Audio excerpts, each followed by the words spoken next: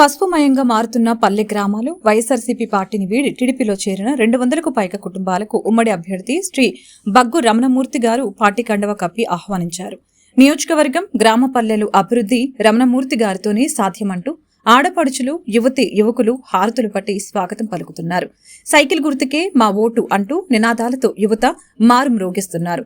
ఈ కార్యక్రమంలో జనసేన ఇన్ఛార్జు బలగ ప్రవీణ్ కుమార్, ముఖ్య నాయకులు, కార్యకర్తలు, యువత పెద్ద ఎత్తున పాల్గొన్నారు.